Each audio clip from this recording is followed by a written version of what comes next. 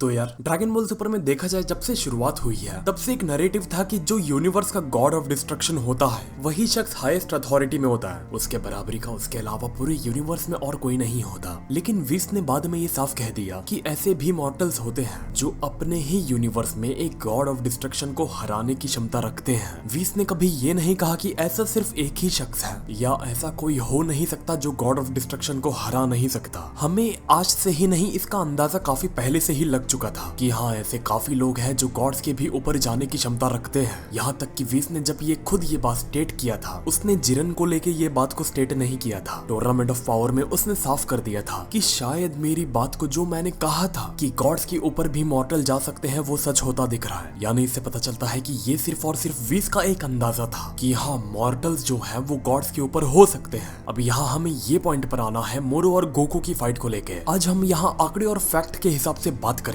कि अगर master ultra instinct में गोकू जाता है तो उसका नजरिया कैसा होगा। क्या मोरो हैंडल कर सकता है उस फॉर्म को, और अभी के मास्टर अल्ट्रा इंस्टिंक्ट और पहले के मास्टर अल्ट्रा इंस्टिंक्ट में कितना फर्क था। और तुम्हें इससे एक और बात का जवाब आखिरी में मैं दूंगा कि जिरन और मोरो में कौन ज्यादा ऊपर है। हमारा पहला रेफरेंस वेजिटा को लेके होगा। वेजिटा ने टूर्नामेंट ऑफ पावर में जिरन के यूनिवर्स के टोपो को जो गॉड ऑफ डिस्ट्रक्शन का कैंडिडेट होता है उसको नॉक कर दिया था। बहरहाल tournament of power death match नहीं था, लेकिन वो वक्त वेजिटा ने पूरा प्लान बना लिया था कि खुद भी मरूंगा, इसको भी साथ में लेके मरूंगा। लेकिन जैसे तैसे वेजिटा उस अटैक पर कंट्रोल करने में सफल हो जाता है क्योंकि वो अटैक का नतीजा सीधा मौत है। लेकिन हम यही पकड़ेंगे उस मैच में टोपो हार गया था और वेजिटा तभी भी मैदान में खड़ा था और टोपो को हराना सीधा सीधा एक गॉड ऑफ डिस्ट्रक्शन को हराने के बराबर है। इस रेफरेंस से मैं तुमको ये बताना चाहता हूँ जो शख्स ने एक गॉड ऑफ डिस्ट्रक्शन को हरा दिया वो शख्स मोरो के आर्क में 2 बार खुद मोरो से हार चुका है। और सीधी सी बात है टूर्नामेंट ऑफ पावर के पहले का पावर लेवल और अभी के पावर लेवल में उनके काफी ज्यादा फर्क है। तो तुम ये नहीं कह सकते कि वेजिटा अभी सीरियस नहीं हुआ है। मैं यहाँ सीरियस होने की नहीं पावर लेवल की बात कर रहा हूँ, क्योंकि सीधी सी बात है जितने वो टूर्नामेंट ऑफ पावर में थे उतने अभी नहीं होंगे, उससे एक कदम ऊपर ही हो चुके होंगे। यही वेजिटा को वापस से अभी जो हम देख रहे हैं इसको पास्ट में भेज देंगे तो इसको और ज्यादा आसानी होगी। लेकिन एक कदम पहले से ऊपर आने के बाद भी हम साफ देख सकते हैं मोरो के सामने वो खड़ा नहीं हो पा रहा। वो शख्स जिसने गॉड ऑफ डिस्ट्रक्शन को नॉक किया टूर्नामेंट ऑफ पावर में उस ही शख्स को मोरो ने 2 बार नॉक कर दिया। यहाँ तुम इस रेफरेंस से समझ सकते हो कि हाँ मोरो इतना ऊपर है कि वो गॉड ऑफ डिस्ट्रक्शन के कैंडिडेट को तो हरा ही सकता है। अब मैंने और तुमने टूर्नामेंट ऑफ पावर को काफी नजदीकी से देखा है, मुझे शायद याद दिलाने की जरूरत नहीं, तुम भी सब अच्छे से जानते होगे कि जब जब भी गोकू का अल्ट्रा इंस्टिंक्ट आया है तब तब उसका स्टेमिना हमेशा खत्म होने पर आया। उसके सामने समझ लो हारने की नौबत आ जाती थी, खड़े होने की हिम्मत नहीं बचती थी उसमें। तब उसका अल्ट्रा इंस्टिंक्ट सामने आया है। पहली बार स्पिरिट बॉम्ब की मार लेने के बाद आया, दूसरी बार केफला ने उसे पूरा एग्जॉस्ट करके उसका वो फॉर्म बाहर निकाला और तीसरी बार सिर्फ 1 इंच के फासले से गोकू बाहर निकलने से बच जाता है। और वही नॉर्मल अल्ट्रा इंस्टिंक्ट में तुमको भूलना नहीं चाहिए। जब तीसरी बार उसका सिर्फ नॉर्मल अल्ट्रा इंस्टिंक्ट आया तो उसने कुछ देर के लिए ही सही लेकिन उसने जिरन को डोमिनेट किया था। अब फर्क यहाँ ये समझो वो अल्ट्रा इंस्टिंक्ट 0 स्टेमिना वाला अल्ट्रा इंस्टिंक्ट था, 100% स्टेमिना वाला नहीं। तो तुम ये नहीं कह सकते कि बाद में जिरन ने उससे सरपास कर दिया था। हम यहाँ चीजें फेयर रखेंगे, जिरन ने नॉर्मल अल्ट्रा इंस्टिंक्ट को बाद में सरपास तो किया, लेकिन ये नहीं हमें भूलना चाहिए कि वो अल्ट्रा इंस्टिंक्ट कैसे हालात में आया था। और मास्टर अल्ट्रा इंस्टिंक्ट भी मैं भी और तुम भी अच्छे से जानते हैं। विस ने साफ कर दिया था कि सबको ये सोच लेना चाहिए और ये पकड़ के चलना चाहिए कि अगर इस बार गोकू का मास्टर अल्ट्रा इंस्टिंक्ट गलती से भी चला गया तो ये मैच उधर ही तय हो जाएगा कि कौन हारेगा और कौन जीतेगा। विस ने ये तभी कहा ना क्योंकि वो भी अच्छे से जानता था कि ये अल्ट्रा इंस्टिंक्ट सिर्फ इमोशंस पर ट्रिगर हुए हैं, स्टेमिना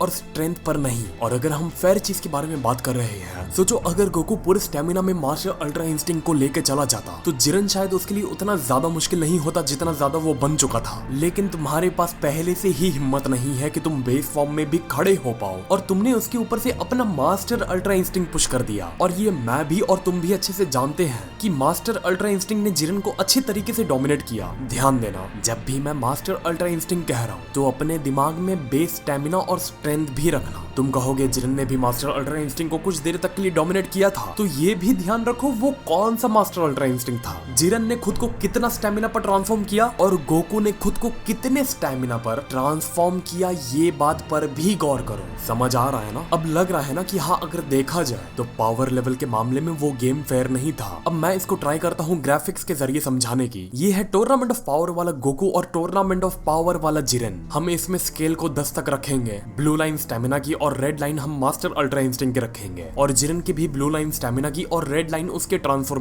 की। जिरन का हम पूरा स्केल 10 पर नहीं रखेंगे क्योंकि मास्टर अल्ट्रा इंस्टिंक्ट गोकू के लड़ने से पहले वो ऑलरेडी 2-3 फाइट्स ले चुका था, तो इसको हम 6 पर डाल देंगे। गोकू का मैं स्केल सिर्फ 1 पर रखूंगा स्टेमिना वाला, मतलब ब्लू लाइन, और रेड लाइन जो मास्टर अल्ट्रा इंस्टिंक्ट वाली है उसे 10 पर रखूंगा। अब मेरे हिसाब से ग्राफिक्स के जरिए आप लोग ज्यादा बेहतर समझ पा रहे होंगे कि हाँ, क्या फर्क था। हम उस फाइट के अल्ट्रा इंस्टिंक्ट को इस फाइट के अल्ट्रा इंस्टिंक्ट और मास्टर अल्ट्रा इंस्टिंक्ट से कंपेयर नहीं कर सकते क्योंकि वो फेयर नहीं होगा। और अब मैं स्केलिंग रखूंगा टूर्नामेंट ऑफ पावर के बाद की। इसमें भी गोकू ने अल्ट्रा इंस्टिंक्ट इस्तेमाल किया मीरज से ट्रेनिंग लेने के बाद, और उस वक्त उसका स्टेमिना पूरा होता है, तो इसीलिए हम उसका स्टेमिना और अल्ट्रा इंस्टिंक्ट के फॉर्म को हम दोनों को टॉप पर रखेंगे। क्योंकि जब मोरो के सामने गोकू अल्ट्रा इंस्टिंक्ट में जाता है तो उसका स्टेमिना भी पूरा होता है, और अल्ट्रा इंस्टिंक्ट साइन फॉर्म में भी वो रहता है वही साइन फॉर्म में जो 0 स्टेमिना साइन फॉर्म ने जिरन को थोड़ी देर के लिए डोमिनेट किया था। लेकिन वही फुल स्टेमिना साइन फॉर्म मोरो को डिफीट नहीं कर पाता, लेकिन थोड़ी देर के लिए डोमिनेट करता है, लेकिन डिफीट नहीं कर पाता, एक बात ध्यान रखना। और 0 स्टेमिना साइन फॉर्म जिरन को डोमिनेट करता है। अब यहाँ जिरन और मोरो के बीच का पावर लेवल का तुम खुद अंदाजा लगा सकते हो मेरे ख्याल से। और अभी जो कंडीशंस है गोकू के सामने, उसको अभी डंडे ने हील किया मेरे ख्याल से। हाँ, उसके पास स्टेमिना है, पूरी तरीके से हील हो चुका है वो। फिलहाल इसको मैं ग्राफिक्स में नहीं रखूंगा क्योंकि जितना देखा हूँ उतना ही तुम्हारे सामने रखा मैंने। जब 100% स्टेमिना मास्टर अल्ट्रा इंस्टिंक्ट देखूंगा तब हमें देखना है कि उसमें क्या क्या अलग टेक्निक्स ऐड होंगी। 100% स्टेमिना में रह के गोकू क्या मोरो को डोमिनेट कर पाएगा, और नया मास्टर अल्ट्रा इंस्टिंक्ट 2.0 जिसको मैं कहूंगा वो पहले के कंपेयरिंग कैसा होगा। जहां तक मुझे लगता है, हाँ, पहले से काफी ज्यादा ओवर पावर लेवल उस मास्टर अल्ट्रा इंस्टिंक्ट को दिखाया जाएगा। ये भी हमें हिंट दे दिया जाएगा कि जो जिरन के सामने गोकू ने मास्टर अल्ट्रा इंस्टिंक्ट को इस्तेमाल किया था, उसके कंपेयरिंग ये वाला मास्टर अल्ट्रा इंस्टिंक्ट ज्यादा ऊपर था, और इसमें नई टेक्निक्स, नया फाइटिंग स्टाइल, नए मूवमेंट्स भी होंगे। अब मोरो हारेगा या नहीं वो बता नहीं सकता मैं, वो आने वाली मांगा ही तय करेगी। लेकिन मैंने तुमको इस बात का अंदाजा दे दिया हूँ कि कितने चांसेस है मास्टर अल्ट्रा इंस्टिंक्ट में जाने के बाद मोरो को हराने के, और इस बात से ये भी अंदाजा लगा लो आंकड़े और फैक्ट के हिसाब से जो अभी मैंने रखा हूँ, जिसमें जिरन और मोरो कौन ज्यादा ऊपर हो सकता है। इसका जवाब आप मेरे कमेंट बॉक्स में लिख सकते हो। तो हाँ यार, आज के लिए बस इतना ही। मेरी उम्मीद है कि आप लोगों को अच्छे से समझ आया होगा। मैंने कोशिश किया कि ग्राफिक्स के जरिए तुमको और डिटेल में लेके जा सकूं। अगर समझ आए तो यार वीडियो को लाइक करो और कमेंट करके बताओ, और आने वाले अपडेट्स के लिए हमारे चैनल को सब्सक्राइब करो, जिससे हम जल्दी से जल्दी 400K पर जा पाए। तो मिलते हैं फिर अगली वीडियो में एक और नए टॉपिक के साथ। तो नमस्ते, खुदाफिज, सत श्री अकाल एंड गुड बाय।